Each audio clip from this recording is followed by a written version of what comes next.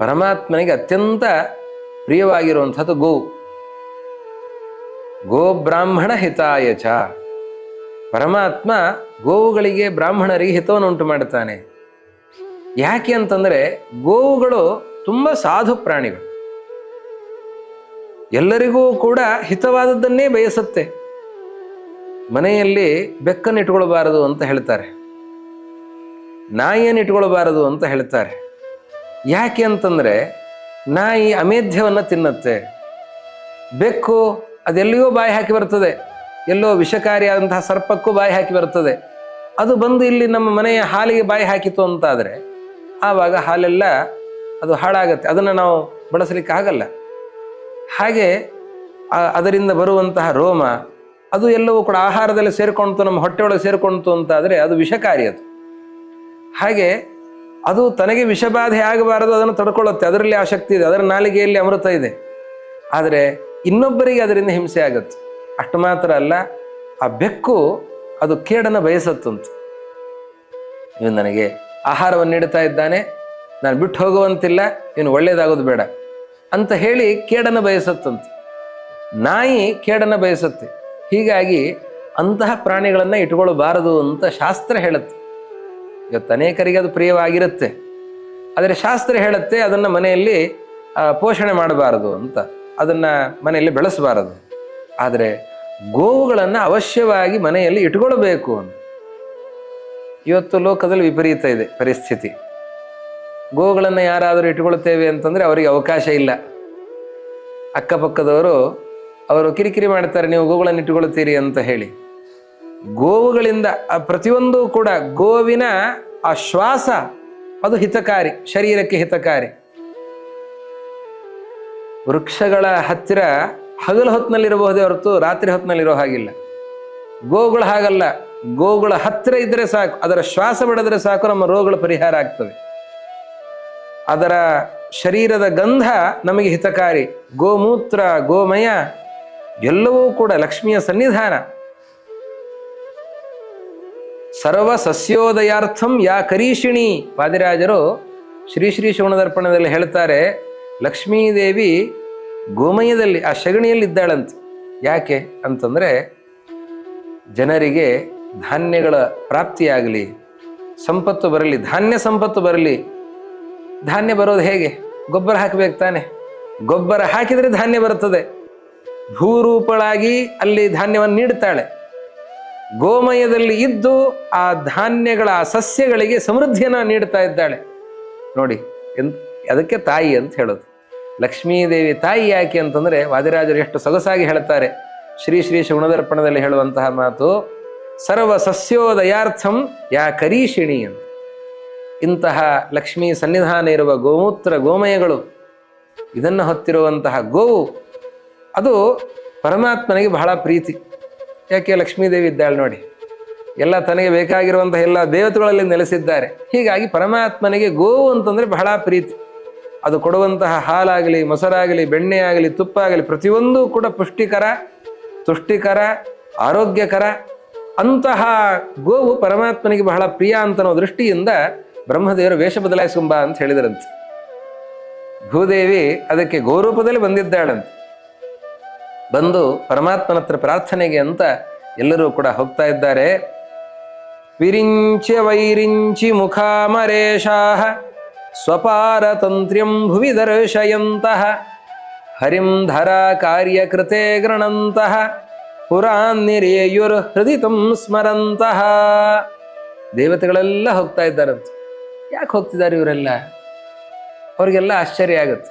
ನೋಡುವವರಿಗೆ, ಯಾರು ನೋಡ್ತಾರೆ, ಕಣ್ಣಿಗೆ ಕಾಣಿಸದೇ ಇದ್ದವರಿಗೆ ಸರಿ ಕಾಣಿಸ್ತದಲ್ಲ, ಕೆಲವರಿಗೆ ಕಾಣಿಸೋರಿಗೆ ಇವರೆಲ್ಲ ಯಾಕೆ ಹೋಗ್ತಿದ್ದಾರೆ? ಬ್ರಹ್ಮದೇವರು ಹೋಗ್ತಿದ್ದಾರೆ, ಹಾಗೆ ಗರುಡ ದೇವರು ಹೋಗ್ತಿದ್ದಾರೆ, ಶೇಷದೇವರು ಹೋಗ್ತಿದ್ದಾರೆ, ಮಹರುದ್ರದೇವರು ಹೋಗ್ತಾ ಇದ್ದಾರೆ, ಇಂದ್ರದೇವರು ಹೋಗ್ತಾ ಇದ್ದಾರೆ, ಎಲ್ಲ ದೇವತೆಗಳು ಹೋಗ್ತಿದ್ದಾರೆ. ಜೊತೆಯಲ್ಲಿ ಬ್ರಹ್ಮದೇವರ ಜೊತೆಯಲ್ಲೇ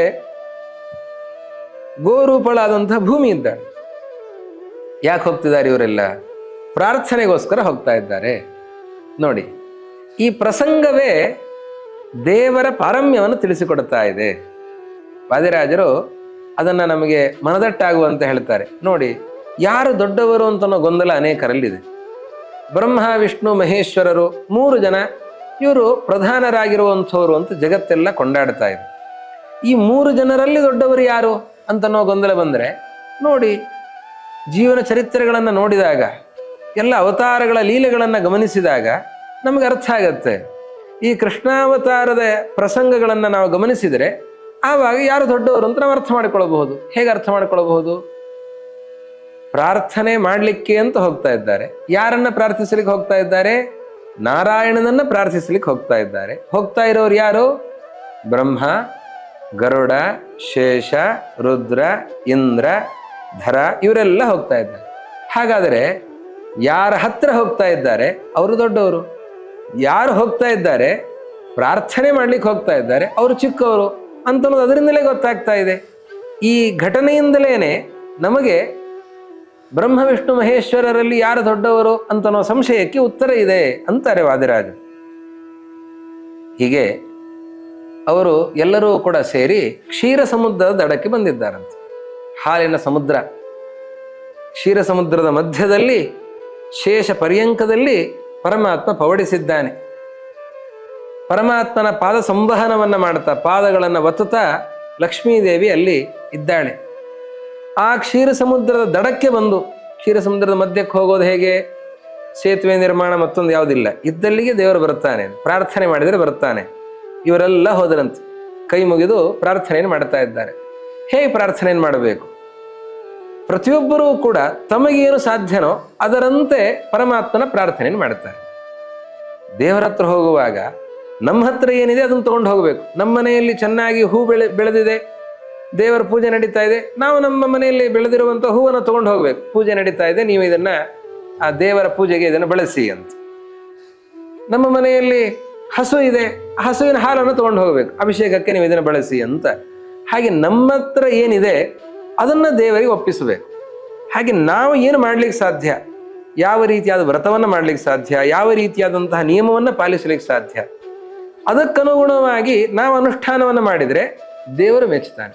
ಅವರು ಇನ್ನೊಬ್ಬರು ಹಾಗೆ ಮಾಡ್ತಾರೆ, ನಾನು ಹಾಗೆ ಮಾಡಬೇಕು ಅಲ್ಲ, ನಾನೇನು ಮಾಡ್ಲಿಕ್ಕೆ ಸಾಧ್ಯ ಆ ರೀತಿಯಲ್ಲಿ ನಾನು ಸೇವೆಯನ್ನು ಮಾಡ್ತೇನೆ ಅಂತ ಪ್ರತಿಯೊಬ್ಬರೂ ಕೂಡ ಇದನ್ನು ನಾವು ಆಲೋಚನೆ ಮಾಡಬೇಕು. ಇನ್ನೊಬ್ಬರನ್ನು ನೋಡಬೇಕು, ಅನುಕರಿಸೋದಲ್ಲ. ಇನ್ನೊಬ್ರು ಹೀಗೆ ಮಾಡ್ತಾರೆ, ನಾನು ಹೀಗೆ ಮಾಡ್ತೇನೆ, ಒಳ್ಳೆಯದಿದೆ, ನಮಗೆ ಮಾಡ್ಲಿಕ್ಕೆ ಸಾಧ್ಯ ಇದೆ, ಮಾಡೋಣ. ಆದರೆ ನಮಗೆ ದೇವರು ಏನು ಶಕ್ತಿ ಕೊಟ್ಟಿದ್ದಾನೆ ಅದಕ್ಕನುಗುಣವಾಗಿ ನಾವು ಅನುಷ್ಠಾನಗಳನ್ನು ಮಾಡಬೇಕು. ಎಷ್ಟರ ಮಟ್ಟಿಗೆ ಮಾಡ್ಲಿಕ್ಕೆ ಸಾಧ್ಯ ಆ ರೀತಿಯಲ್ಲಿ ನಾವು ಅನುಷ್ಠಾನಗಳನ್ನು ಮಾಡಬೇಕು. ಇದಕ್ಕೆ ಈ ಪ್ರಸಂಗವೇ ನಮಗೆ ನಿದರ್ಶನ ಆಗಿದೆ. ಯಾವ ರೀತಿಯಲ್ಲಿ ನಾವು ಅನುಷ್ಠಾನವನ್ನು ಮಾಡಬೇಕು ಅನ್ನೋದಕ್ಕೆ ಈ ಘಟನೆ ನೋಡಿ. ಅಲ್ಲಿ ಬ್ರಹ್ಮಾದಿ ದೇವತೆಗಳು ಬಂದರು. ಬ್ರಹ್ಮದೇವರು ಏನು ಮಾಡಿದರು? ಅವರು ಪದ್ಮಾಸನದಲ್ಲಿ ಕೂತು, ಸ್ಥಿರವಾದ ಪದ್ಮಾಸನ, ಎಷ್ಟೊತ್ತಾದರೂ ಅಲುಗಾಡೋದಿಲ್ಲ.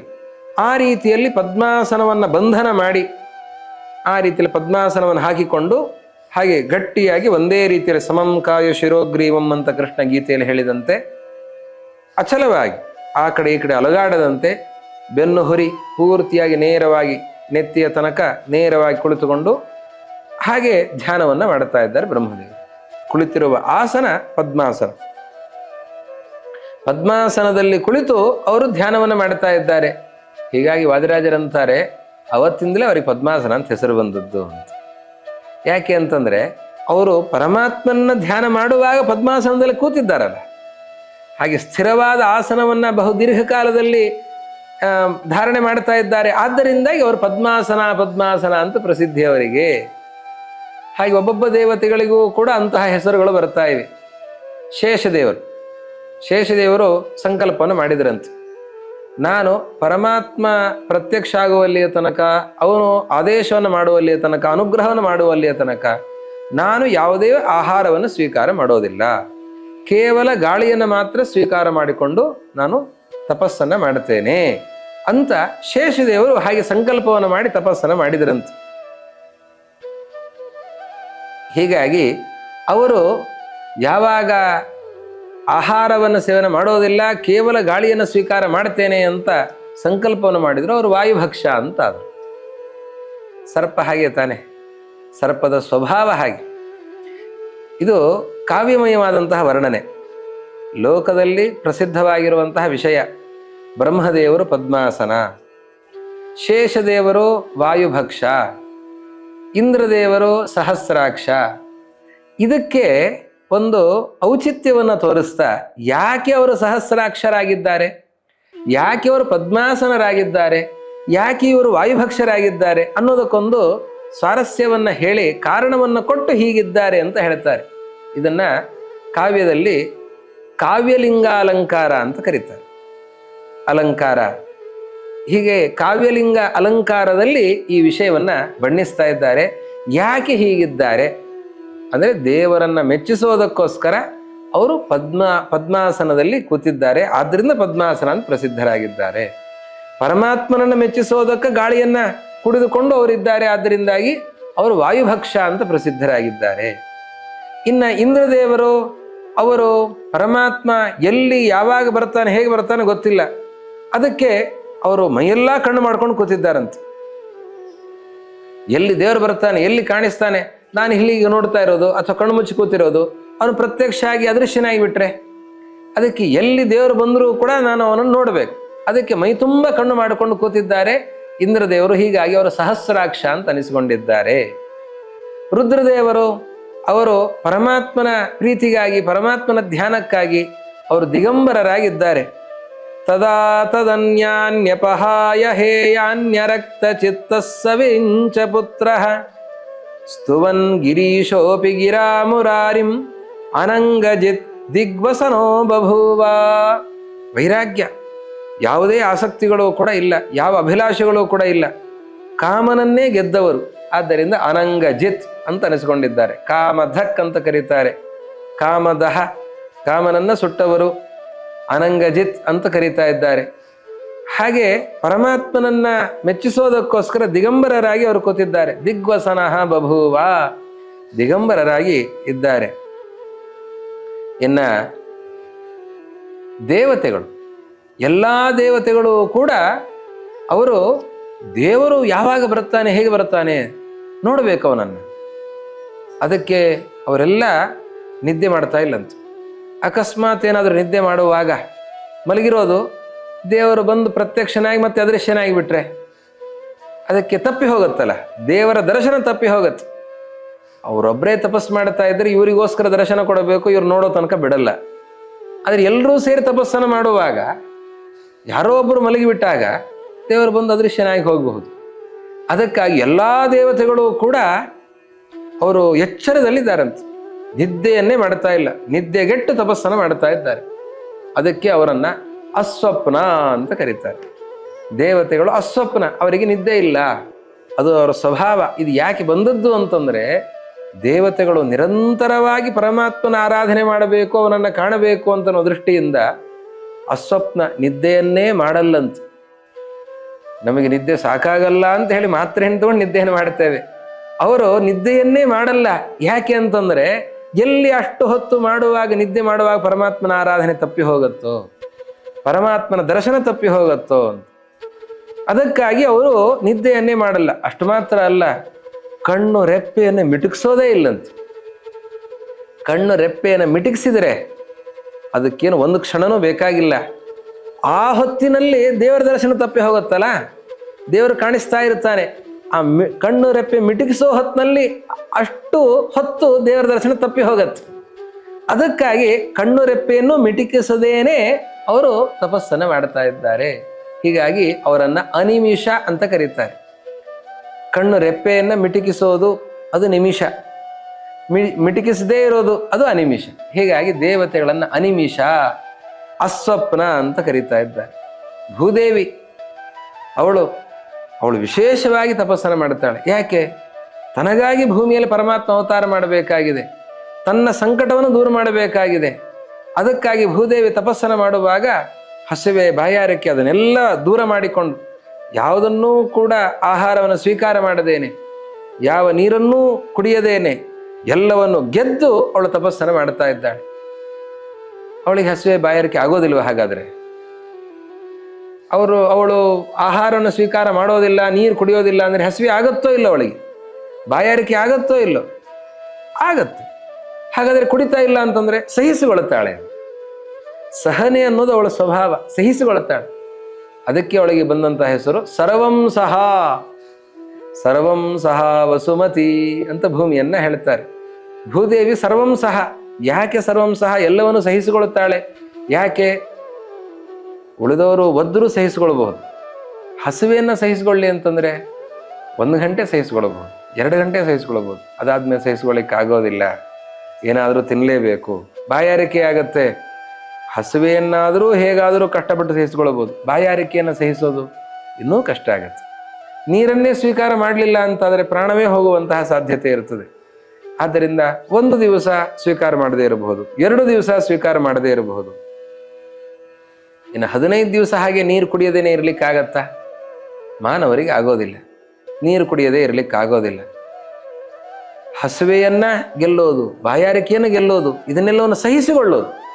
ಹಸುವೆ ಬಾಯಾರಿಕೆಗಳಾದರೂ ಅದನ್ನು ಸಹಿಸಿಕೊಳ್ಳುತ್ತಾಳೆ. ಅವಳು ಸರ್ವಂ ಸಹ.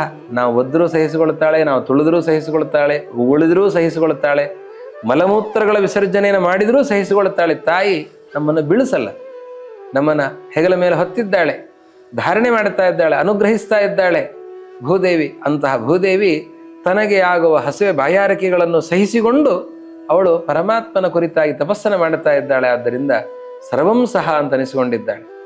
ಹೀಗೆ ಎಲ್ಲ ದೇವತೆಗಳು ಪ್ರಾರ್ಥನೆ ಮಾಡುತ್ತಾ ಇದ್ದಾರೆ. ಬ್ರಹ್ಮದೇವರು ವಿಶೇಷವಾಗಿ ಪರಮಾತ್ಮನನ್ನು ವೇದಮಂತ್ರಗಳಿಂದ ಸ್ತೋತ್ರವನ್ನು ಮಾಡಿ ಆರಾಧನೆ ಮಾಡುತ್ತಾ ಇದ್ದಾರೆ. ಯಾವ ವೇದ ಮಂತ್ರಗಳನ್ನು ಹೇಳಿದರು? ಬ್ರಹ್ಮದೇವರು ಅವರು 4 ಮುಖಗಳಿಂದಲೂ ಕೂಡ ಎಲ್ಲ ವೇದಗಳನ್ನು ಹೇಳುವಂಥವ್ರು. ಈ ಸಂದರ್ಭದಲ್ಲಿ ಅವರು ಕ್ಷೀರ ಸಮುದ್ರದ ತೀರದಲ್ಲಿದ್ದು ತಪಸ್ಸನ್ನು ಮಾಡುವಾಗ ಪದ್ಮಾಸನದಲ್ಲಿ ಕುಳಿತು ಯಾವ ವೇದವನ್ನು ಹೇಳಿದ್ದಾರೆ, ಏನನ್ನು ಹೇಳ್ತಾ ಇದ್ದಾರೆ ಅಂತಂದ್ರೆ ಪುರುಷ ಸೂಕ್ತದಿಂದ ಪರಮಾತ್ಮನ ಸ್ತೋತ್ರವನ್ನು ಮಾಡುತ್ತಾರಂತೆ. ಯಾಕೆ ಪುರುಷ ಸೂಕ್ತದಿಂದ ಯಾಕೆ ಮಾಡಿದರು? ಬೇರೆ ಸೂಕ್ತಗಳು ಇದ್ದಲ್ವಾ? ಅನೇಕ ಸೂಕ್ತಗಳಿವೆ. ಅನೇಕ ಬೇರೆ ಬೇರೆ ಸೂಕ್ತಗಳಿಂದ ಪರಮಾತ್ಮನ ಸ್ತೋತ್ರವನ್ನು ಮಾಡಬಹುದಾಗಿತ್ತು.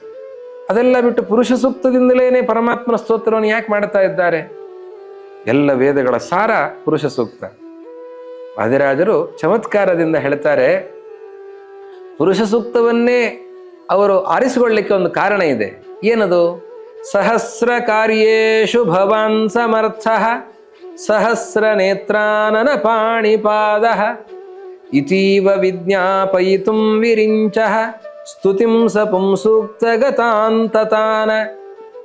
ಬ್ರಹ್ಮದೇವರು ಪುರುಷ ಸೂಕ್ತದಿಂದಲೇ ಯಾಕೆ ಸ್ತೋತ್ರ ಮಾಡಿದರು ಅಂದರೆ ಪರಮಾತ್ಮ ಪ್ರತ್ಯಕ್ಷ ಆದ್ಮೇಲೆ ಕೇಳ್ಕೊಳ್ಬೇಕು. ಏನಂತ ಕೇಳ್ಕೊಳ್ಬೇಕು? ದೇವರೇ ತುಂಬ ಕಷ್ಟ ಇದೆ. ಏನಿದೆ?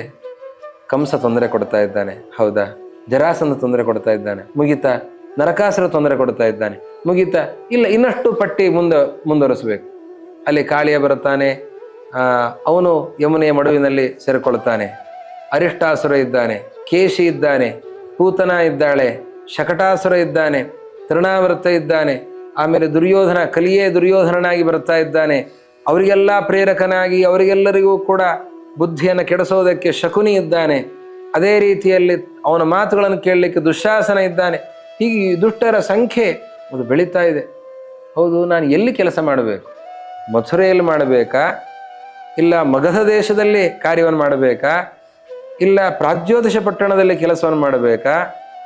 ಇಲ್ಲ ನಾನು ಹಸ್ತಿನಾವತಿಯಲ್ಲಿ ಕಾರ್ಯವನ್ನು ಮಾಡಬೇಕಾ? ಎಲ್ಲಿ ಮಾಡಬೇಕು? ಎಲ್ಲ ಕಡೆ ಆಗ್ಬೇಕು ಸ್ವಾಮಿ. ಎಲ್ಲ ಕಡೆ ನಾನೊಬ್ಬನೇ ಹೆಂಗೆ ಮಾಡ್ಲಿಕ್ಕೆ ಸಾಧ್ಯ ಅಂತ ಕೇಳಿದರೆ ಅದಕ್ಕೆ ಉತ್ತರ ಹೇಳಬೇಕಲ್ಲ. ಅದಕ್ಕೆ ಮೊದಲಿಗೆ ಸಹಸ್ರ ಶೀರ್ಷ ಪುರುಷ ಸಹಸ್ರಾಕ್ಷ ಸಹಸ್ರಪಾದ. ನಿನಗೆ 1000 ಪಾದಗಳಿವೆ, 1000 ಕೈಗಳಿವೆ. 1000 ಅಂದರೆ ಅನಂತ. ಅನಂತ ಪಾದಗಳಿವೆ, ಅನಂತ ಕೈಗಳಿವೆ, ಅನಂತ ಕಣ್ಣುಗಳಿವೆ, ಅನಂತ ಮುಖಗಳಿವೆ. ನೀನು ಎಲ್ಲ ಕಡೆ ನೋಡ್ತಿ, ಎಲ್ಲ ಕಡೆ ನಡೀತಿ, ಎಲ್ಲ ಕಡೆ ತಗೊಳ್ತಿ, ಎಲ್ಲ ಕಡೆಯಲ್ಲೂ ಕೂಡ ಸಂಹಾರವನ್ನು ಮಾಡ್ತಿ, ಎತ್ತುತ್ತಿ, ಎಲ್ಲವನ್ನೂ ಮಾಡ್ತಿ ಅಂತ ಸ್ತೋತ್ರವನ್ನು ಮಾಡಿದಾಗ ಸ್ತೋತ್ರ ಮೊದಲೇ ಮಾಡಿ ಆಮೇಲೆ ದೇವ್ರ ಪ್ರತ್ಯಕ್ಷ ಆದಾಗ ಇಷ್ಟೆಲ್ಲ ಕೆಲಸ ಆಗ್ಬೇಕು ಸ್ವಾಮಿ ಅಂತಂದ್ರೆ ತಥಾಸ್ತು ಅಂತ ಅವನಂತಾನೆ. ಇಲ್ಲ ಅಂತಂದ್ರೆ ತಥಾಸ್ತು ಅಂತ ಅನ್ನೋದು ಹೇಗೆ? ಇದಕ್ಕಾಗಿ ಬ್ರಹ್ಮದೇವರು ಪುರುಷ ಸೂಕ್ತವನ್ನೇ ಅವರು ಆರಿಸಿಕೊಂಡಿದ್ದಾರೆ. ಪರಮಾತ್ಮನ ಅನಂತ ವ್ಯಾಪಾರಗಳನ್ನು ಮಾಡೋದಕ್ಕೆ ಸಾಮರ್ಥ್ಯವನ್ನು ಹೇಳುವಂತಹ ಪರಮಾತ್ಮನ ಅನಂತ ಪಾದಗಳು, ಅನಂತ ಕೈಗಳು, ಅನಂತ ಮುಖಗಳು, ಅನಂತ ಕಣ್ಣುಗಳು, ಅನಂತ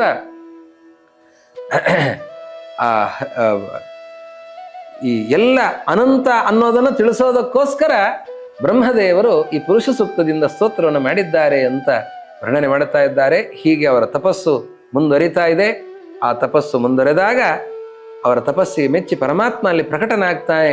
ಆ ಪರಮಾತ್ಮ ಹೇಗೆ ಪ್ರಕಟನಾಗಿದ್ದಾನೆ ಅನ್ನುವ ವಿಷಯವನ್ನ ವಾದಿರಾಜರು ಮುಂದಿನ ಪದ್ಯದಲ್ಲಿ ತಿಳಿಸೋದನ್ನ ಮುಂದಿನ ಸಂಚಿಕೆಯಲ್ಲಿ ಚಿಂತನೆ ಮಾಡೋಣ ಅಂತ ಹೇಳ್ತಾ ಇವತ್ತಿನ ಕಥಾಭಾಗವನ್ನ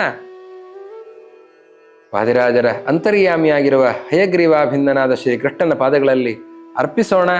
ಆ ವಾದಿರಾಜರು ತದಂತರ್ಯಾಮಿಯಾಗಿರುವಂತಹ ಶ್ರೀಮದ್ ಆಚಾರ್ಯರು, ಒಳಗೆ ನೆಲೆಸಿರುವಂತಹ ಹಯವದನಾಭಿಂದನಾಗಿರುವಂತಹ ಶ್ರೀಕೃಷ್ಣ ಎಲ್ಲ ಸಜ್ಜನರಿಗೂ ಕೂಡ ಇಷ್ಟಾರ್ಥಗಳನ್ನು ದಯಪಾಲಿಸಲಿ, ಎಲ್ಲ ಅನಿಷ್ಟಗಳನ್ನು ದೂರ ಮಾಡಲಿ.